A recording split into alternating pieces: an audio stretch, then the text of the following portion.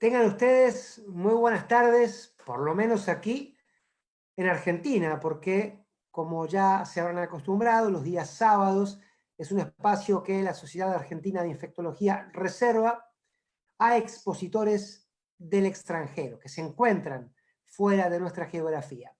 Y es por eso que en el día de hoy tenemos el placer de recibir a la doctora Valeria Fabre desde Baltimore, Estados Unidos.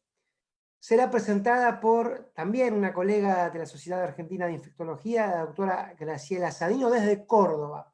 Y en esta fantástica triangulación intentaremos develar hoy qué pasa con las cirugías, con los procesos quirúrgicos en tiempos de pandemia. Es una actividad que nos place presentar junto a la Sociedad de Infectología de Córdoba y también al Centro Médico de esa provincia. Lo que ustedes no saben, y yo sí, por eso tengo el privilegio, es la hermosa charla que solemos tener antes de que comience la cita con los anfitriones. Les recomiendo que no se pierdan la dulzura y el conocimiento de la expositora nuestra de hoy, lo mismo que la presentación que hará la querida Graciela. Les decimos a todos que esta charla va a quedar grabada en las redes sociales de la Sociedad Argentina de Infectología para que ustedes compartan, aconsejen y vuelvan a ver. Dicho esto, me retiro a un segundo plano para que hablen a partir de ahora las que saben. Graciela, Valeria, buenas tardes, todo de ustedes. Bueno, buenas tardes. Tengo el gusto de presentar a la doctora Valeria Fabre. Para los que no saben, ella es argentina, oriunda de la provincia de Entre Ríos, pero bueno, ella se formó en medicina en la Universidad de Buenos Aires, en la UBA, luego se formó en medicina interna en la Universidad de Brown en Rhode Island, y luego ya hizo el Fellow de Infectología en el hospital en la Universidad de Johns Hopkins, y ahora está trabajando como médica infectóloga en el área de control de infecciones de Johns Hopkins, y además es profesora asociada de la Escuela de Medicina en la División de Enfermedades Infecciosas de la Universidad de Johns Hopkins. Muchas gracias por haber aceptado tan amablemente de darnos esta charla, y adelante. Muchas gracias, Graciela y Diego. Es un placer para mí participar de esta serie de seminarios. Voy a tratar de encontrar... Perdón.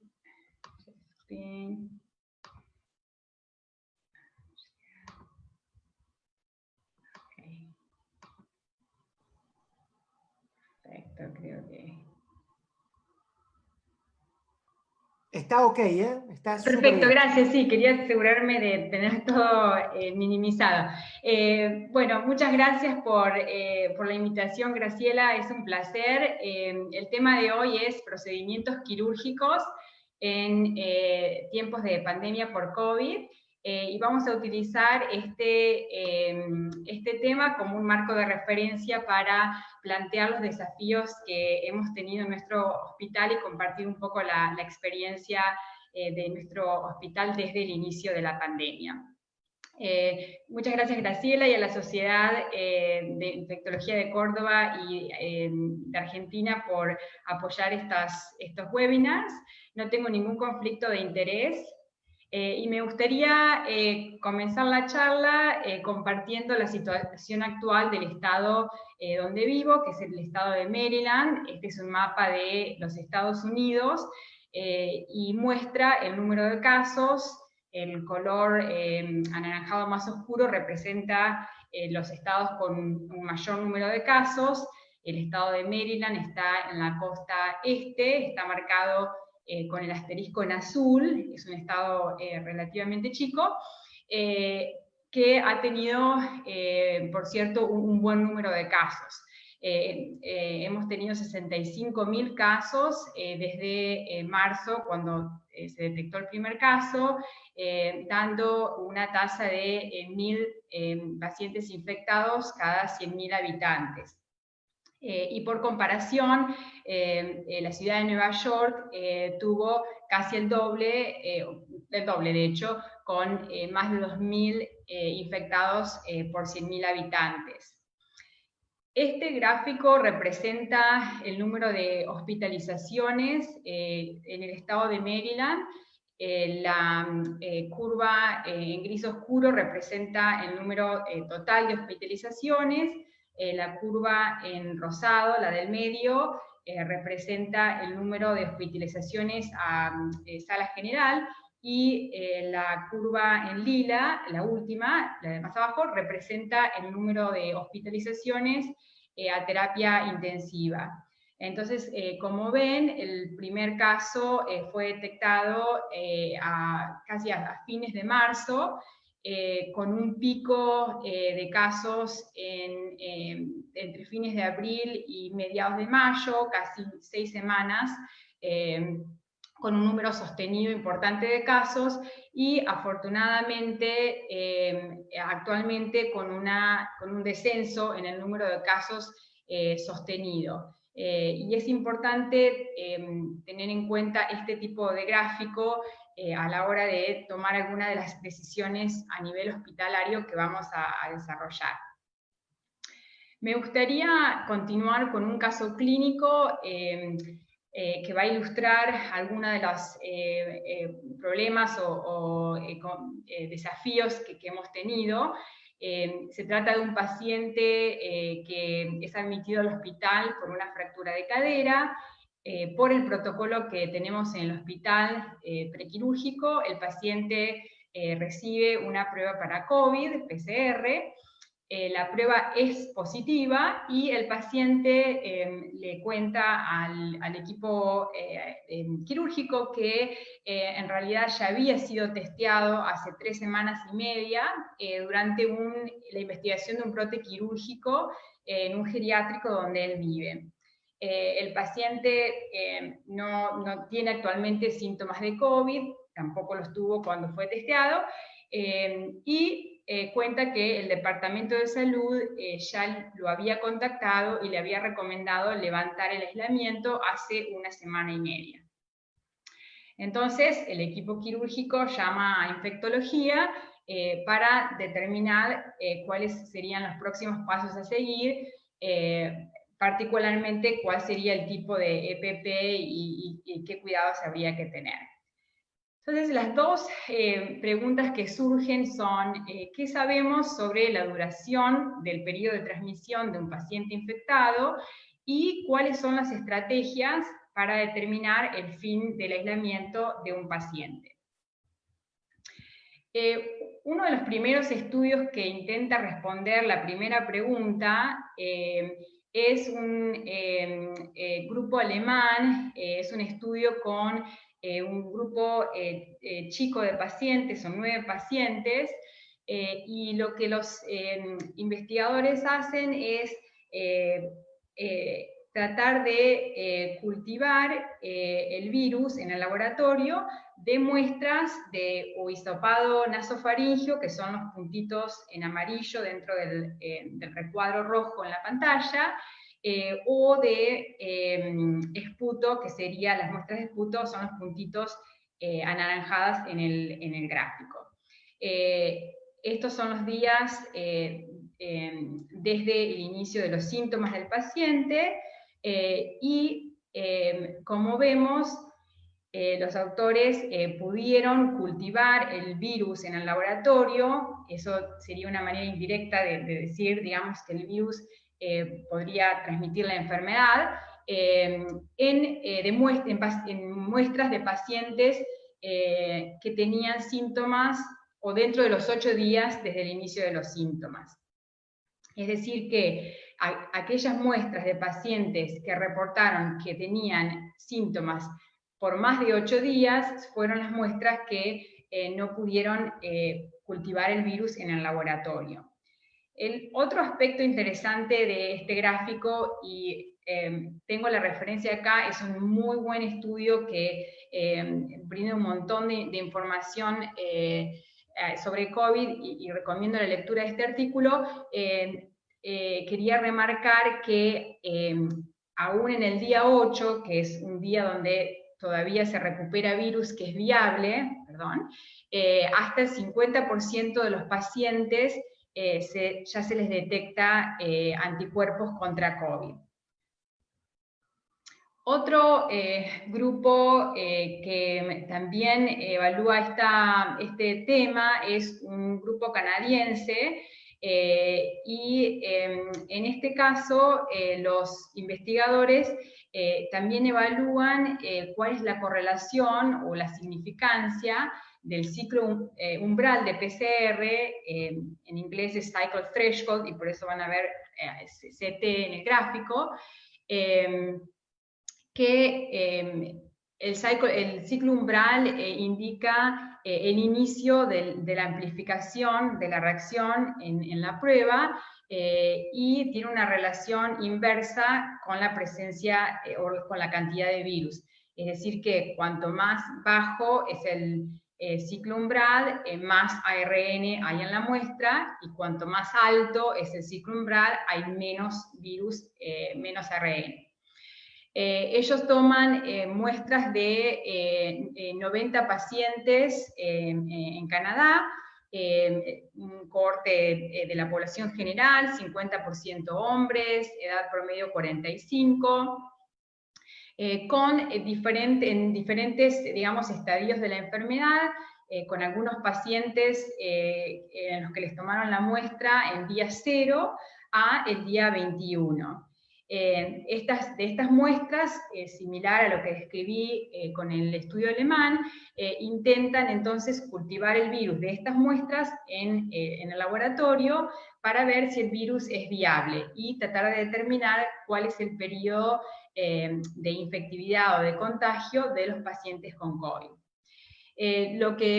Los hallazgos es que el 29% de las muestras se pudieron cultivar el virus. Es el gráfico en la pantalla.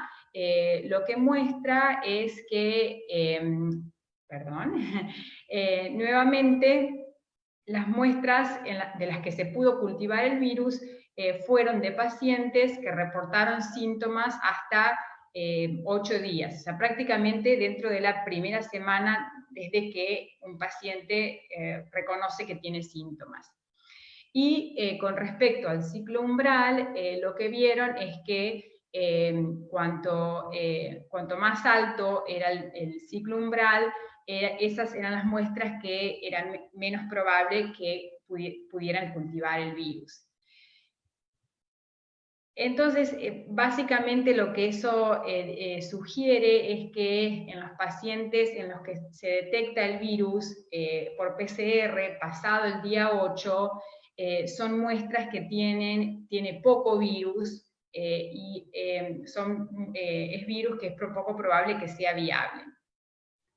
Esto también fue evaluado con un mayor número de pacientes y con un método diferente por el CDC de Corea del Sur, en donde ellos identifican un cohorte de pacientes que ya tuvieron o fueron dados de alta con respecto al aislamiento, y después de dado de alta de aislamiento vuelven a tener PCR positivo. Entonces lo llaman PCR redetectado a este grupo.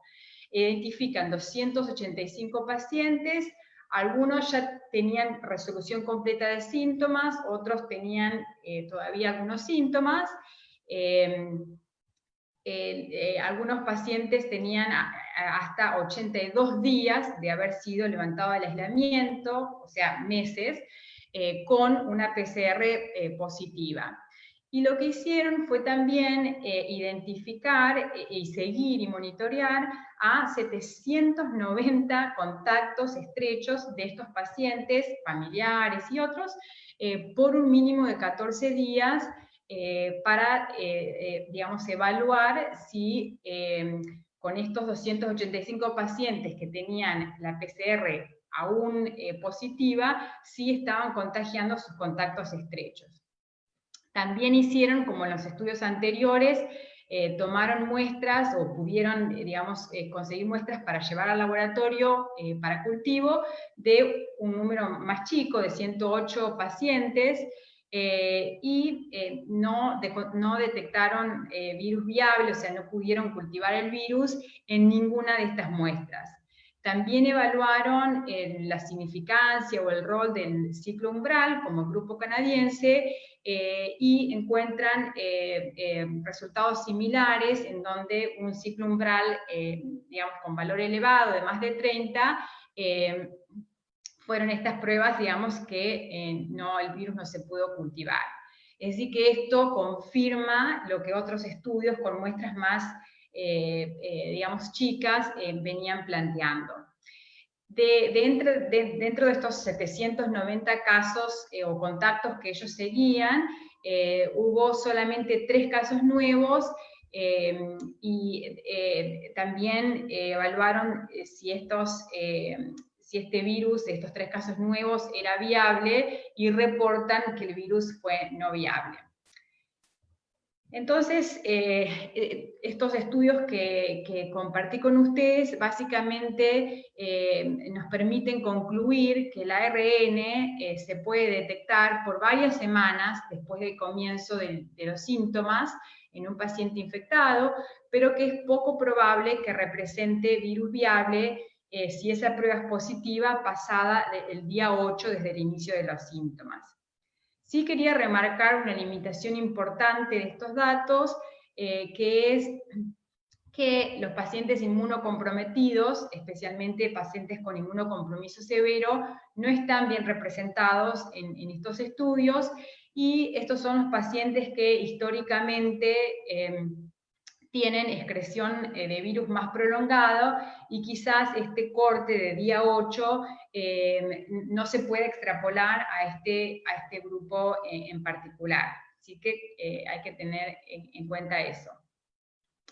Estos datos también forman la base para las recomendaciones que desarrolla el CDC acá en Estados Unidos. Tenemos 2 estrategias para levantar el aislamiento o para discontinuar el aislamiento en los pacientes infectados con COVID. Una es la estrategia basada en síntomas, y la otra es la estrategia basada en prueba diagnóstica. La estrategia basada en síntomas, también la llaman la regla de 10+3, el paciente tiene que estar afebril por más de 3 días sin uso de antipiréticos, mejorían los síntomas en el cuadro clínico, no tiene que ser resolución completa de los síntomas, y tiene que haber pasado 10 días desde el inicio de síntomas. Por contraste, la estrategia basada en prueba diagnóstica, si bien incorpora el componente de los síntomas, es decir, 3 días afebril con mejoría de los síntomas, pero en lugar de utilizar los 10 días, utiliza 2 pruebas PCR separadas por 24 horas. Esta estrategia, si bien fue como muy popular y se incorporó rápidamente por muchos hospitales acá en Estados Unidos, como ustedes probablemente vengan siguiendo los datos, la información sobre COVID es muy fluida, y ya habíamos implementado la estrategia basada en prueba diagnóstica cuando empezaron a salir esos estudios, y al mismo tiempo empezamos a ver que siguiendo la estrategia basada en prueba diagnóstica nos llevaba a que no podíamos discontinuar el aislamiento en los pacientes por mucho tiempo con un uso innecesario de EPP y, digamos, y de camas, que podría haber sido evitado, especialmente en los pacientes no inmunocomprometidos. Porque, como veníamos diciendo, ahora ya sabemos que la PCR puede dar positiva por mucho tiempo, y no necesariamente, y no significa que el paciente es contagioso.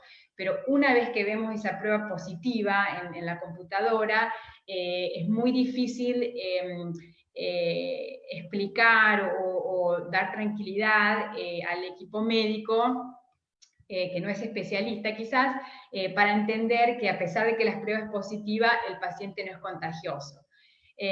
Por esa razón, en nuestro hospital actualmente la duración del aislamiento la hacemos basada en tiempo, digamos, en síntomas, y hemos dividido los pacientes como en dos grandes grupos.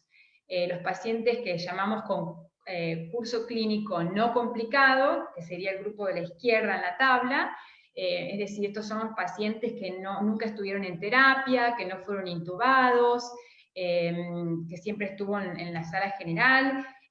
Usamos la estrategia basada en síntomas. Sí hicimos una pequeña modificación con la que describí del CDC, que es que si bien usamos los 10 días, lo hacemos desde la primera prueba PCR, en lugar desde el inicio de los síntomas, porque lo que nos pasaba era que muchos pacientes o no se acordaban cuándo empezaron, y nos resultó más fácil, digamos, mirar en la historia clínica cuándo fue la primera positiva, y en lugar de tratar de recordar cuándo fue el inicio de los síntomas. Y el grupo de la derecha es lo que nosotros llamamos el curso clínico complicado. Esto incluiría paciente que fue a terapia, paciente intubado, paciente inmunocomprometido, paciente oncológico, embarazadas o posparto dentro de las 2 semanas también quedan incluidas en este grupo, y lo que nosotros llamamos de alto riesgo de transmisión, que serían los pacientes que una vez que se van del hospital, ya sea que van a la casa pero que después van o a centro de diálisis, o pacientes que vuelven a un geriátrico, es decir, las situaciones donde hay congregación de personas.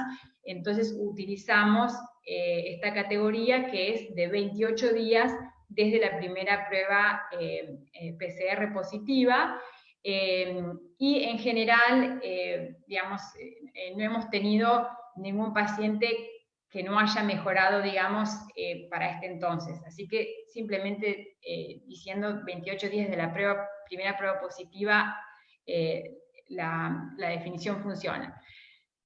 En caso de que un paciente que está en el grupo de la derecha necesita una cirugía de urgencia y que no hayan pasado los 28 días, entonces obviamente ese paciente hay que, digamos, operarlo siguiendo las precauciones recomendadas para COVID. Entonces, llamo al cirujano para explicarle que evidentemente el paciente ya pasó más de 28 días desde la prueba y que no lo consideramos contagioso. Tenemos al paciente contento de que va a recibir su cadera nueva, y el cirujano está muy agradecido, pero tiene otra pregunta, y es sobre cuál es el EPP que recomendamos, ya que es un paciente donde él va a operar la cadera y no tiene nada que ver, digamos, con la parte respiratoria. Entonces, me gustaría repasar, digamos, cómo determinamos las recomendaciones de EPP durante una pandemia. Y esto tiene que ver con 3 grandes digamos, factores. Uno sería el modo de transmisión del patógeno emergente, si es un organismo que se transmite por gotitas, por aerosoles o por contacto. El suministro y reserva de EPP, si hay un buen suministro o hay una situación de crisis donde hay falta de EPP, y el riesgo de aerosolización del procedimiento quirúrgico, si es bajo o alto, y esto de por sí ya es un tema bastante controversial en este momento, por lo menos acá. Entonces, con respecto al primer factor, el modo de transmisión, con los datos disponibles se sostiene la idea de que el principal modo de transmisión de COVID es por gotitas. ¿Esto qué quiere decir? Que una persona infectada elimina el virus en gotitas respiratorias que por el tamaño caen dentro de los 2 metros de la persona infectada. El tiempo de contacto que uno, digamos, tiene que estar con la persona para infectarse no está exactamente definido, y de hecho no hay una definición estándar. Nosotros en Hopkins, cuando definimos exposición, definimos dentro de los 2 metros o 6 pies, por más de 3 minutos, pero hay otros hospitales que utilizaron 10 minutos, otros utilizaron media hora, es decir que hay variabilidad en esta definición. Sí, lo vamos a desarrollar más adelante en la presentación. Sabemos que, digamos, cuanto mayor es el contacto, mayor es el riesgo, por los datos que hemos visto de estudios que evaluaron transmisión en la vivienda. La transmisión por aerosoles considero que sigue siendo controversial. El virus se ha detectado en aerosoles, hay varias publicaciones que muestran eso. La significancia sigue siendo incierta, o sea, no nos olvidemos que el virus de influenza también se ha detectado en aerosoles, y no es un modo importante de transmisión. Hablando de influenza específicamente, ha habido estudios, incluidos estudios randomizados, en donde el N95 no brinda más protección que una máscara quirúrgica. Es decir, que el hecho de que se pueda detectar el virus en aerosoles no necesariamente quiere decir que va a ser un modo de transmisión. De todas maneras, por ejemplo, en mi hospital, para pacientes sospechosos o confirmados, sí utilizamos precauciones contra aerosoles, pero digamos, quería plantearlo bien a eso. Y la transmisión por contacto, esto es posible, es común con los virus respiratorios que este sea un modo de transmisión. Sí hubo un estudio que específicamente para COVID, que detectó virus viable en superficies por varias horas. De vuelta, la significancia de esto sigue siendo incierta, pero es posible. Entonces, en cuanto a las precauciones, transmisión por gotitas es lo que la Organización Mundial de la Salud sostiene como principal modo de transmisión, y por lo tanto recomienda precauciones contra gotitas para la mayoría de los pacientes, reservando precauciones contra aerosoles para los pacientes en los que se le haga un procedimiento que genera aerosol. La CDC recomienda para los pacientes sospechosos o confirmados por aerosoles, y en hospitales o en situaciones donde no hay un buen suministro de PP, sí reconoce que que la precaución contra gotitas es aceptable. La principal diferencia entre precauciones contra gotitas y contra aerosoles sería el tipo de máscara, que contra aerosoles es la N95 y no la máscara quirúrgica. Para los dos, obviamente, camisolín, guantes y protección de los ojos.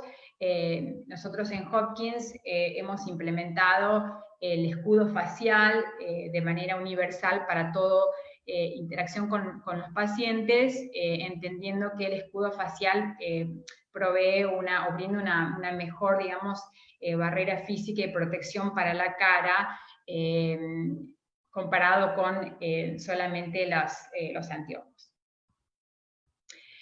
Como decía, los procedimientos con riesgo de aerosolización, hay procedimientos que claramente, y no hay discusión, que son de alto riesgo. Todos los procedimientos que involucran el manejo de la vía aérea alta, baja, intubación, laringoscopía, broncoscopía, procedimientos del tracto aerodigestivo, todas las cirugías de tórax, procedimientos quirúrgicos que involucran la mucosa nasal, los senos paranasales, resucitación cardiopulmonar, ventilación no invasiva, inducción de esputo es algo que lo incorporamos a nuestra lista y hemos agregado algunos procedimientos más, pero en las guías de IDSA, de control de infecciones para COVID, esta tabla es de esas guías, es bastante similar a la que nosotros habíamos desarrollado, pero la que desarrolla la Organización Mundial de la Salud no tiene, por ejemplo, inducción de esputo. Así que pueden encontrar algunas diferencias entre las diferentes entidades. Y pueden desarrollar, pueden hacer la lista un poco más extensiva para sus hospitales, dependiendo de qué tipo de pacientes vean, y se recomienda desarrollar estas listas, digamos, con un grupo multidisciplinario para entender bien cuáles son o qué involucra cada procedimiento. Entonces, llamo de vuelta al cirujano y le recomiendo que las personas que van a intubar y a extubar al paciente tienen que usar precauciones contra aerosoles, porque obviamente, como dijimos, intubación es un procedimiento de alto riesgo de aerosolización. El resto del personal, si se puede tratar de, obviamente, minimizar la cantidad de gente que está en el quirófano en este momento de intubación y extubación. Si hay alguien que es necesario, tratar de mantener la distancia, y los demás no necesitan usar la N95.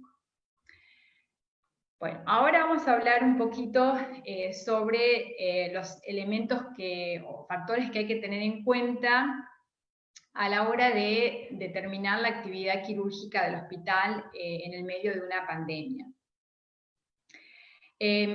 Hay variables humanas que hay que tener en cuenta. Esto se refiere a la prevalencia de COVID en la comunidad. Como decía anteriormente, en el estado de Maryland vimos el primer caso a fines de marzo, dependiendo del hospital, y cuando vimos que había un aumento sostenido en el número de casos, y estábamos en un 10% de detección de casos, se tomó la decisión de suspender las cirugías electivas y quedaron suspendidas hasta principios de junio, que fue el momento donde vimos una caída sostenida en el número de casos. Es decir, que a la hora de decidir, de tomar este tipo de decisiones, es importante tener en cuenta, digamos, cuál es la actividad de COVID en la comunidad o en la localidad. Y vamos a hablar de esto en unos minutos, pero es importante tener en cuenta la capacidad de testeo. El otro factor humano que hay que tener en cuenta es la disponibilidad de personal. Esto, por ejemplo, para nuestro hospital en particular, fue un principal determinante. Cuando tuvimos la oleada de pacientes, necesitamos que los cirujanos, y tanto los residentes como los médicos de planta, ayudaran a los equipos de medicina a ver los pacientes con COVID. Cuando hablamos de disponibilidad de personal, no es solamente porque necesitamos reasignar los servicios, pero también hay que tener en cuenta falta de personal por enfermedad por COVID, por contagios. En cuanto a las variables técnicas, ya hemos hablado de la importancia de conocer en detalle las reservas y el suministro de EPP. Digamos, el quirófano es un sitio donde hay uso de EPP, y sería algo, digamos, para monitorear en un hospital donde hay deficiencia de EPP. La capacidad de testeo es importante. Si vamos a tener los quirófanos abiertos, saber que vamos a poder testear, no solo para, digamos, por cuestiones de seguridad del equipo quirúrgico, sino también una vez que el paciente sale de quirófano y pasa a terapia o a sala, el contagio a otros pacientes. Es importante tener una buena capacidad de testeo.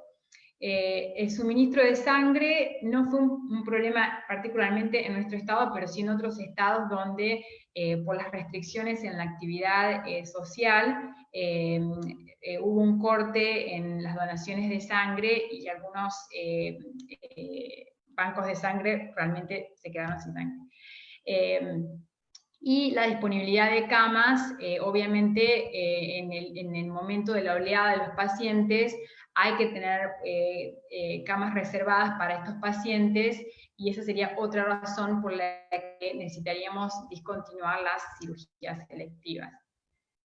En cuanto a las variables del paciente que habría que tener en cuenta es el tipo de paciente. Si hay un paciente que necesita una cirugía electiva, pero es un paciente que tiene enfermedades de base que predisponen a que el paciente necesite intubación o que necesite, por ejemplo, ventilación no invasiva, un paciente con EPOC, este es el tipo de paciente que es preferible deferir la cirugía para cuando los casos de COVID hayan disminuido. Tanto por una cuestión de que si no tenemos buena capacidad de testeo, que el paciente no haya desarrollado los síntomas, pero sí esté infectado, o que el paciente nuevamente esté usando una cama que podría ser usada por un paciente con COVID.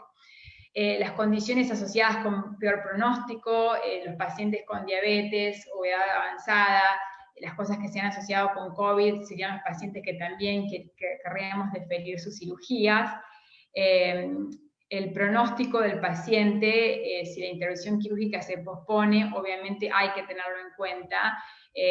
Si es un paciente, ya sea oncológico o no, en donde demorar la cirugía le empeora el pronóstico, es importante, digamos, contemplar esos casos y tener un protocolo para los hospitales con capacidad de testeo y sin capacidad de testeo, y decidir si se va a aplicar el EPP para COVID aún sin poder testear a los pacientes o no.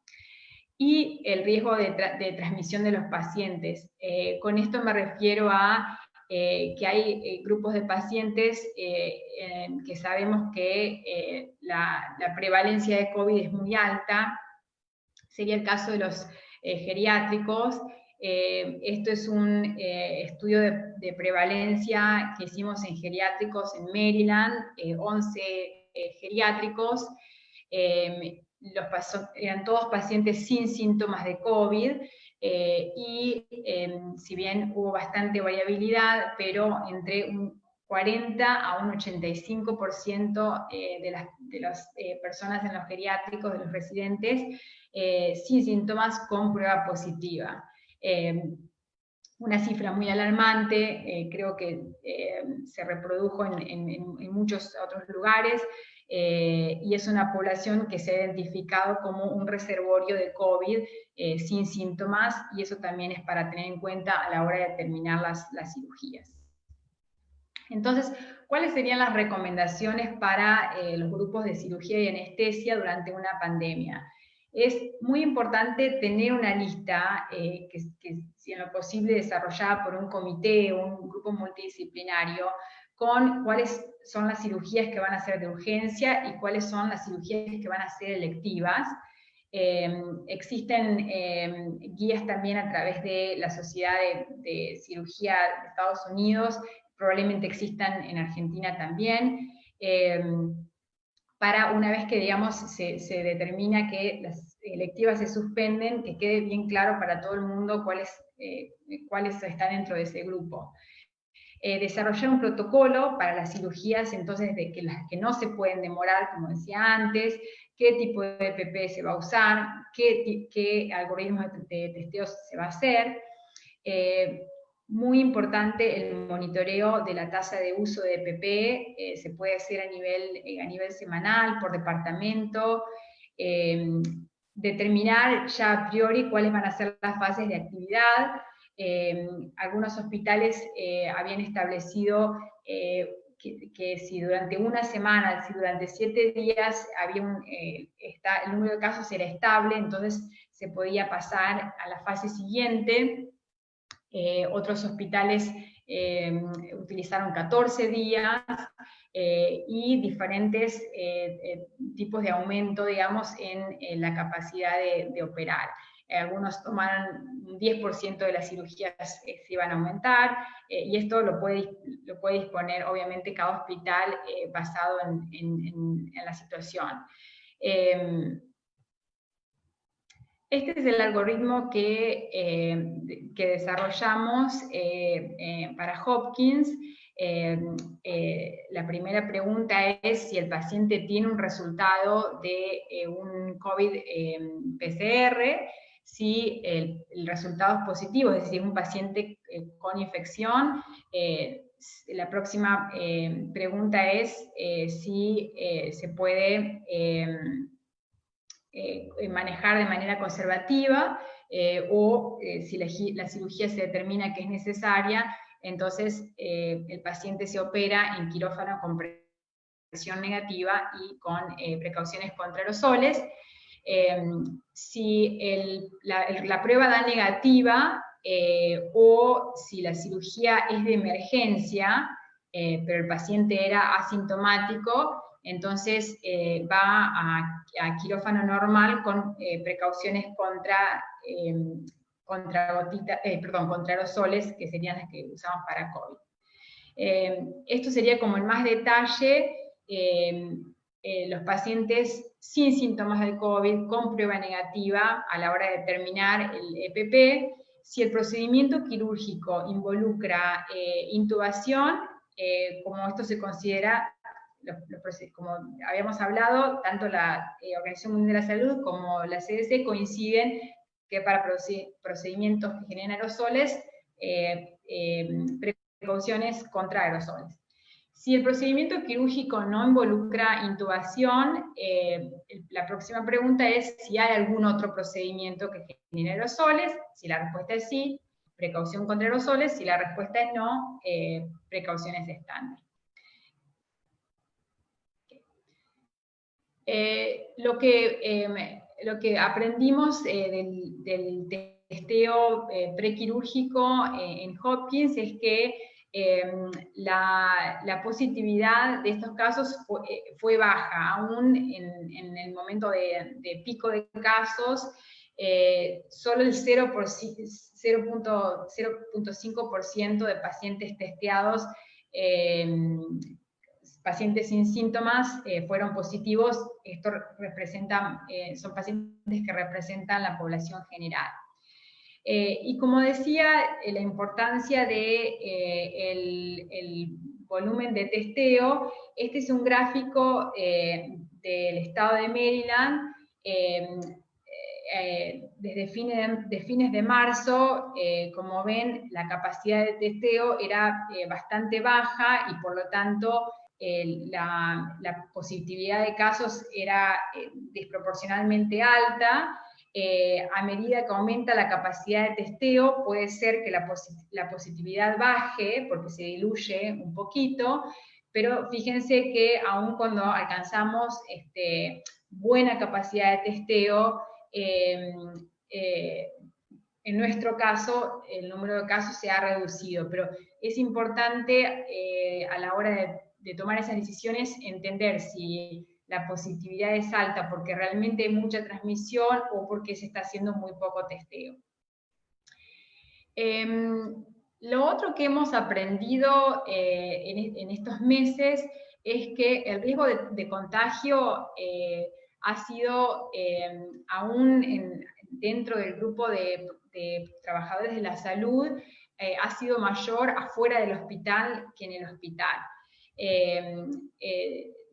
Basado en los estudios reportados, el riesgo se asume de entre un 25 y un 40% ante la exposición de una persona infectada no diagnosticada y sin utilizar el EPP adecuado, de entre un 25 y un 40%, dependiendo del tiempo de exposición y otros factores. Según los estudios que han reportado la exposición de trabajadores de salud que atendieron a un paciente sin saber todavía que el paciente tenía COVID, es decir, sin utilizar las barreras, el EPP adecuado, el riesgo o la positividad entre esos trabajadores de salud ha sido del 5%. Esto puede ser que sea que uno cuando está en el hospital está como más alerta, con el lavado de manos, que cuando está fuera del hospital, pero es algo, digamos, para tener en cuenta cuando hablamos con los colegas en cuanto a los riesgos y la importancia de cuidarse, digamos, en la comunidad. Entiendo que quizás en algunas zonas en Argentina la actividad social esté muy restringida, pero en nuestro caso, en Maryland, si bien el gobernador determinó una orden de quedarse en la casa, fue siempre una recomendación y no estaba estrictamente, digamos, seguida o supervisada, y siempre hubo cierta actividad social, y los casos en los trabajadores que hemos visto eran habitualmente casos adquiridos en la comunidad.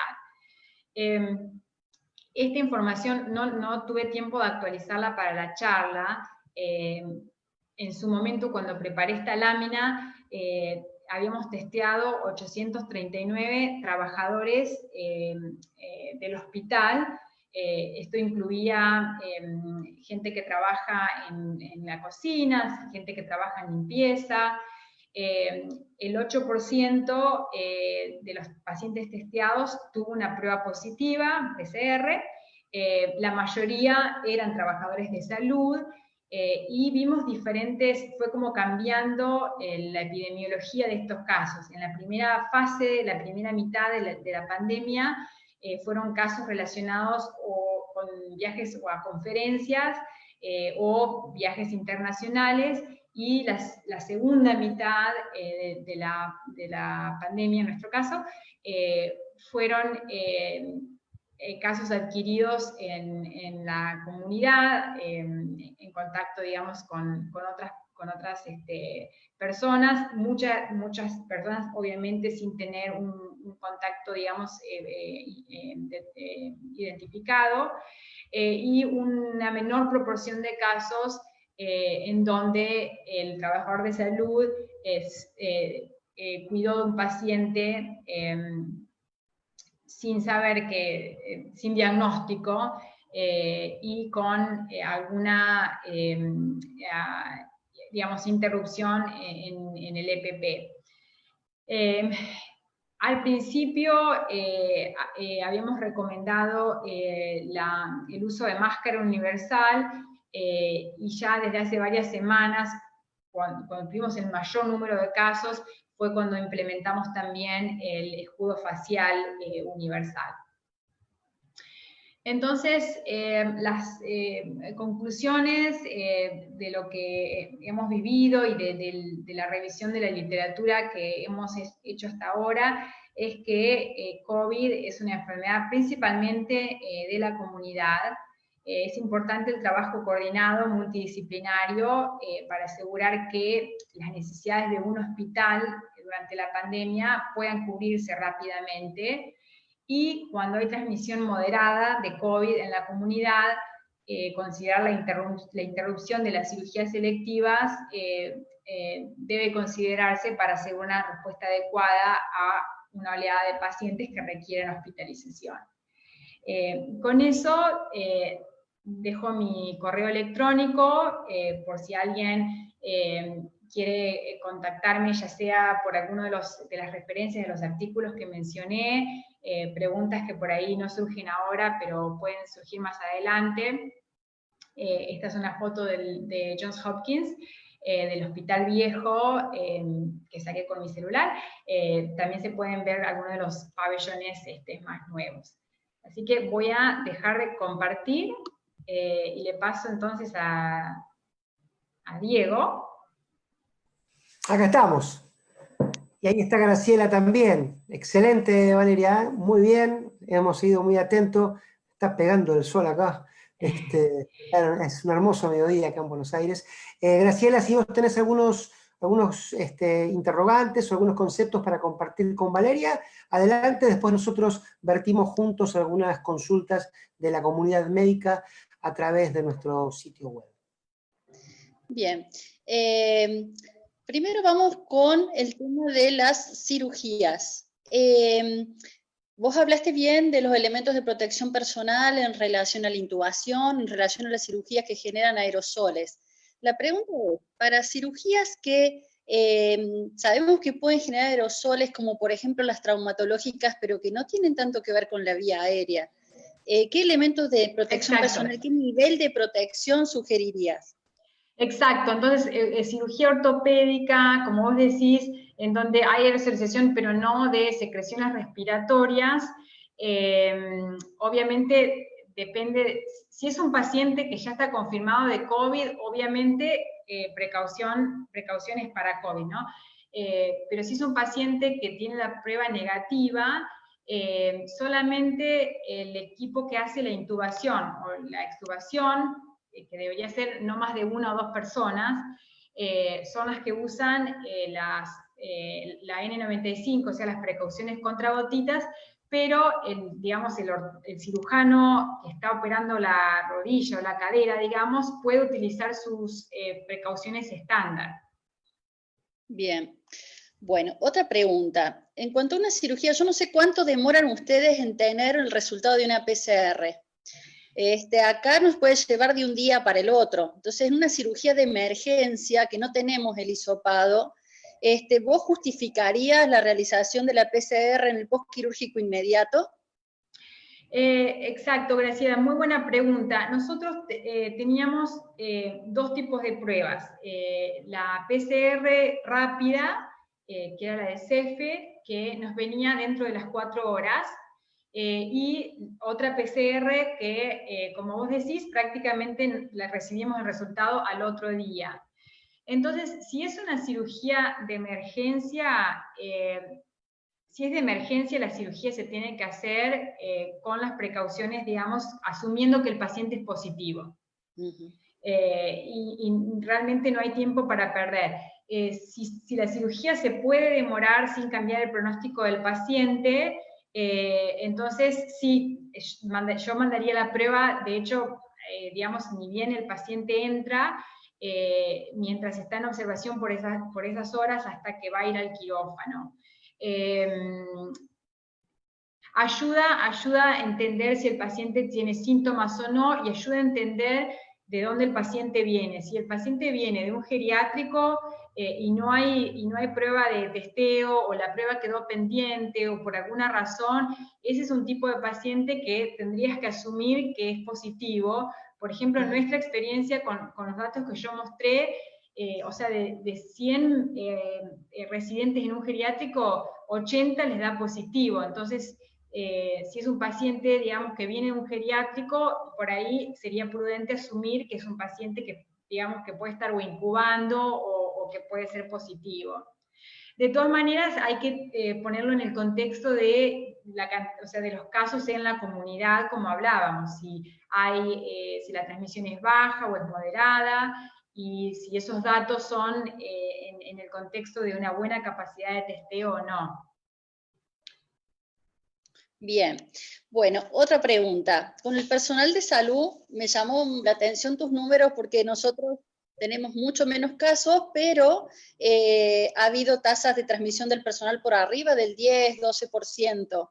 Entonces quería preguntarte qué estrategias de testeo el personal de salud han implementado, cómo les ha ido. Acá la experiencia nuestra es que por ahí nos cuidamos muchísimo para atender pacientes, pero por ahí se han relajado un poco las medidas en el momento del recreo, ¿no es cierto?, que tenemos.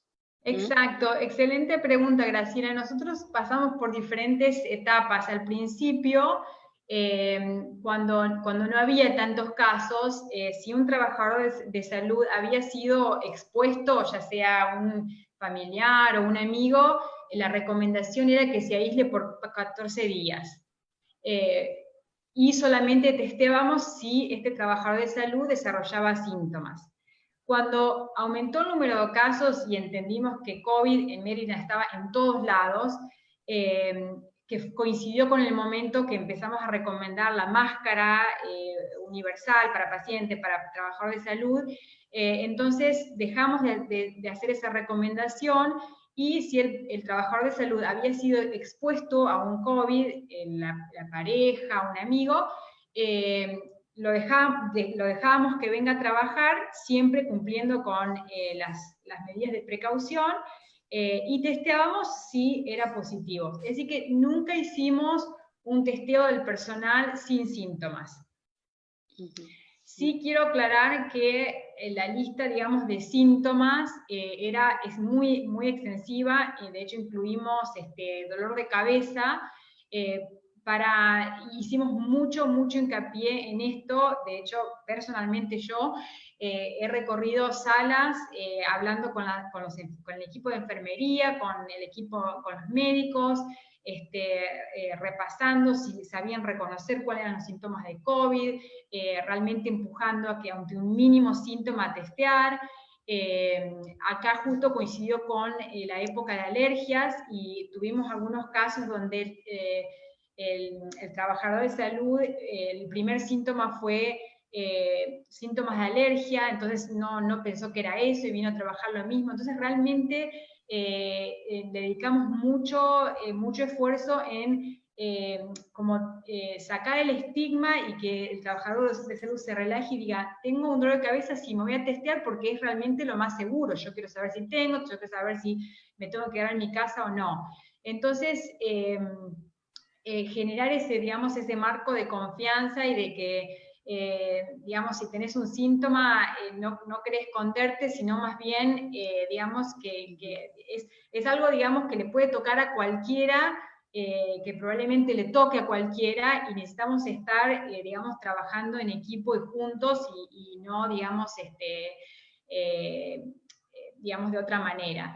Así que no lo incluí en la presentación, pero como decía, un dolor de cabeza te puedes testear, vómitos te puedes testear, diarrea te puedes testear, o sea, no solo los clásicos como la pérdida del olfato y del gusto, que son como más distintivos,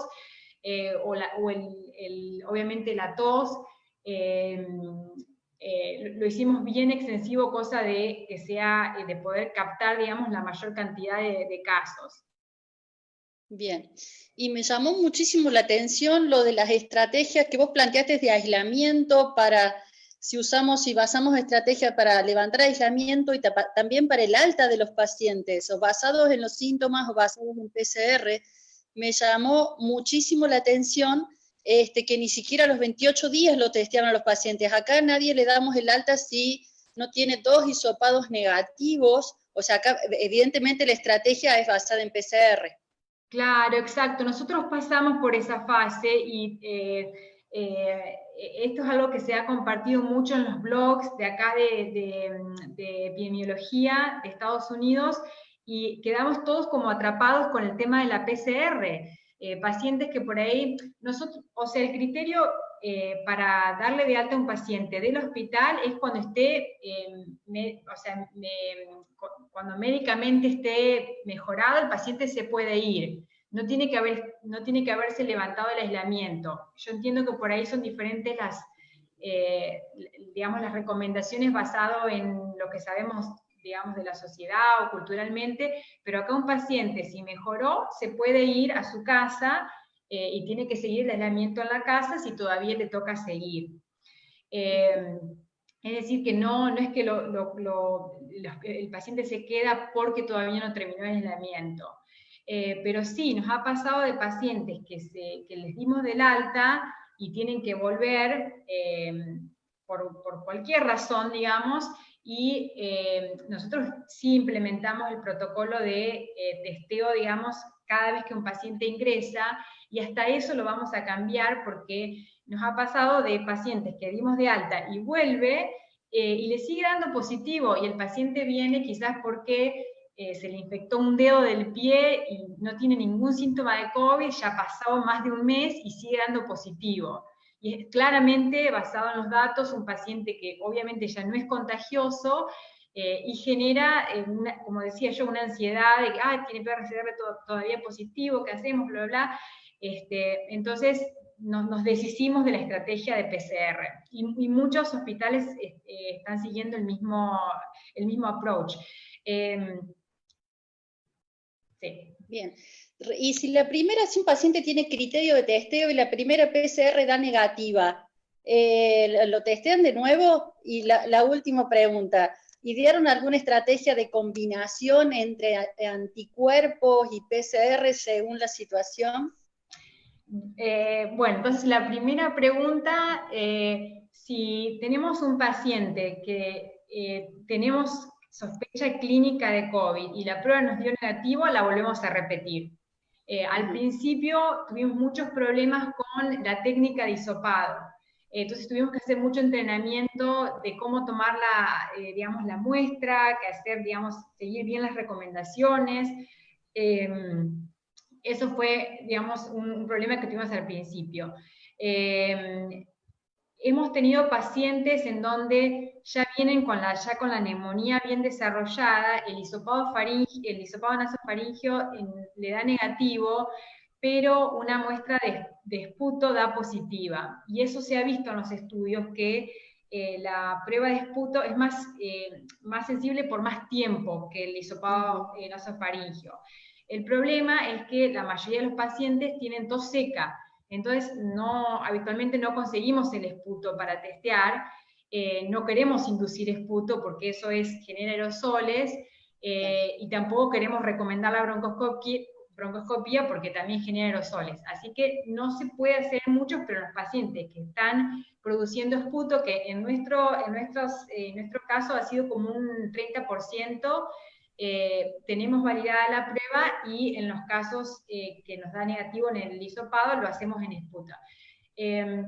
Y hemos tenido pacientes en donde nos dio negativo y era clásico para COVID, no encontramos otra explicación y los tratamos como si fueran COVID. ¿Algún plazo para repetirlos cuando son negativos y todo te cierra para COVID? La verdad es que no. No hay datos que apoyen, digamos, un tiempo, o habitualmente lo hacíamos al día siguiente por una cuestión de que eso es lo que tardaba en enterarnos del primer hisopado, así que en 24, 48 horas. En el estudio, perdón, Graciela. No, dale. No, iba a decir que en el estudio alemán que presenté al principio, no lo incluí, pero hay una figura donde muestra que bien al principio el hisopado te puede dar negativo y que las pruebas empiezan a ser positivas a medida que el paciente empieza como a entrar en el curso de la enfermedad. Bien. ¿Y alguna estrategia combinada con anticuerpos? Por ejemplo, si tiene IgM positiva, entonces le testeas PCR. Había un trabajo que hablaba de eso. Exacto. La serología es complicada. Como yo mostraba al principio, un 50% de los pacientes todavía contagiosos ya van a empezar a hacer serología. O sea que la serología es útil, pero me parece que depende de mucho cuándo la estás pidiendo. Si la pides muy temprano, y para qué la quieras usar. Si estás pidiendo la serología para hacer un diagnóstico,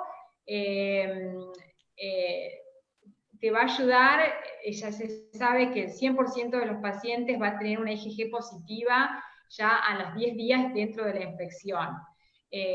O sea que se podría hacer, pero depende si querés hacer el diagnóstico o querés hacer un diagnóstico de una infección activa. O sea, vos querés saber si es contagioso para aplicar el EPP, etc., no te va a servir porque llegan más tarde, digamos. Bien. O sea que no hemos desarrollado una estrategia combinada. La serología en general no la hemos implementado, por ejemplo, para el control de infecciones. lo está usando mucho el médico primario con el paciente que quiere saber si estuvo enfermo o no, más bien informativo de tuve COVID o no, más que qué tengo que hacer ahora. Y tampoco lo hemos utilizado para determinar si el médico se puede reincorporar o no. Exacto. Si un médico se infectó, se va a la casa, no hacemos la serología para ver si puede volver o no. Y tampoco entendemos tanto de la serología, digamos, qué significa en cuanto a, digamos, qué duradera va a ser la protección que pueda brindar, etcétera. Así que me parece que todo lo que es serología es un campo que todavía sigue siendo bastante desconocido y que hay mucho para aprender. Bien. Bueno, Diego, me pasé de preguntas, si querés hacer alguna del público. Ana, acá no se pasa a nadie, ¿eh? Acá está todo permitido, y más cuando aprendemos tanto. No, simplemente un comentario del doctor Omar Sued, nuestro presidente que está siguiendo atentamente la charla. De paso, anticipo sus felicitaciones y en nombre de él, de toda la Sociedad de Infectología, por este excelente webinar. Pero me decía Omar que Nación, o sea, el gobierno nacional, las autoridades sanitarias de la Nación, ya dejaron de recomendar PCR para el alta de pacientes leves y moderados. Esto tiene que ver, Valeria, con cierta dinámica. Calculo que allá también, pero aquí en nuestro país tienen las recomendaciones, ¿no? Hay, de hecho, contamos una infidencia, hay un equipo de consultas vía WhatsApp de nuestros médicos que todo el tiempo están preguntando qué es lo nuevo, qué es lo nuevo, qué es lo nuevo, y lo nuevo va cambiando. Lo que dice el doctor Omar Sued es ese aporte respecto al PCR en pacientes leves a moderados. Eso en primer lugar. Perdón, no subí el volumen porque no escuché bien al principio. Digo, entonces si puedo repetir y me corregís. El doctor Sued, que le agradezco las felicitaciones, estaba diciendo que para los pacientes con infección leve a moderado no van a usar más el criterio de PCR. Para el alta de esos pacientes. Exacto. Sí, que coincidiría con el approach que hemos tenido, porque, como decía, realmente hemos quedado presos con esas PCRs en pacientes que hasta 3 meses, digamos, que hemos podido seguir en estos últimos días, de los pocos pacientes que han vuelto con PCR todavía negativo.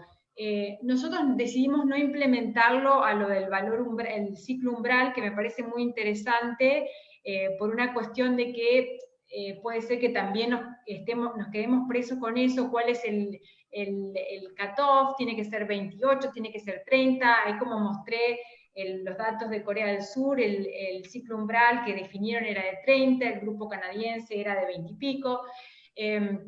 Pero, digamos, eso sería algo eso es algo que nosotros en casos particulares hemos llamado al laboratorio y hemos pedido si nos podían pasar el valor. Es decir, no se publica en la historia clínica, pero nos ha ayudado a convencer al equipo primario, es decir, este paciente ya hablé con el laboratorio, tiene un ciclo umbral de 30, esto es exactamente lo que los estudios han mostrado, esta PCR es positiva, pero no es virus viable, no necesita estar en aislamiento, etc.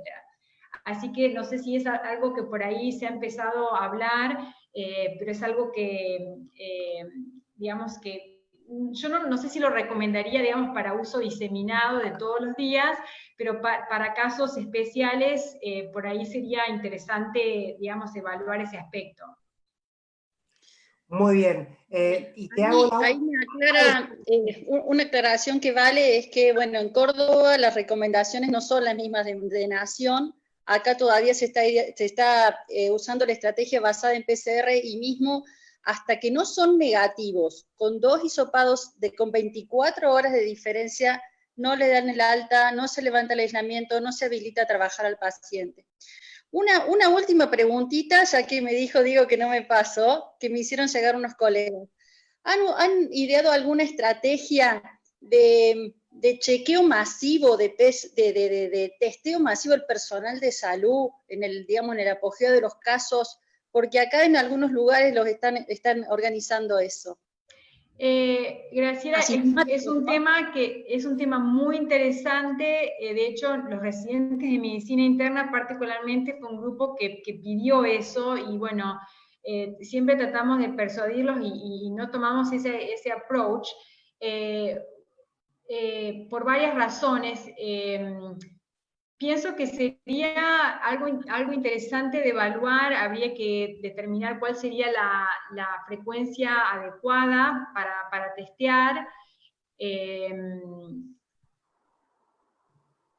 Sí, me parece que es bastante, digamos, delicado el tema porque,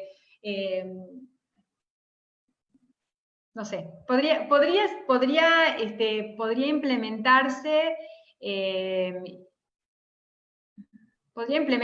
evaluarse por ahí en un grupo reducido, ver cómo funciona, y si el modelo es útil, entonces por ahí diseminarlo para un mayor número de personal.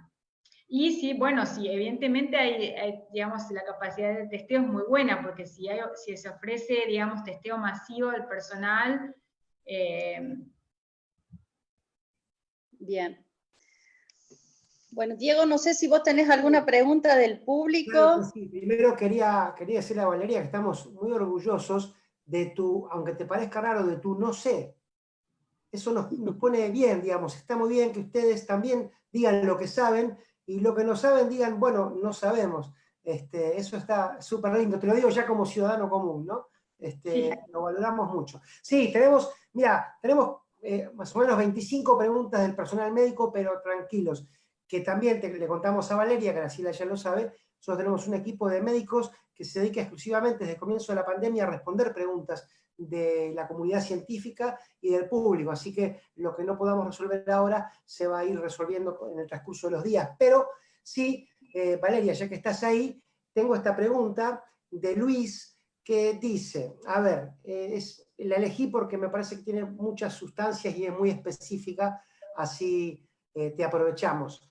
¿Se considera maniobra o situación de aerosolización la faringoscopía en pediatría? Porque dice, genera tos casi siempre, y en expulsivo de trabajo de parto, o sea, los pujos de la madre.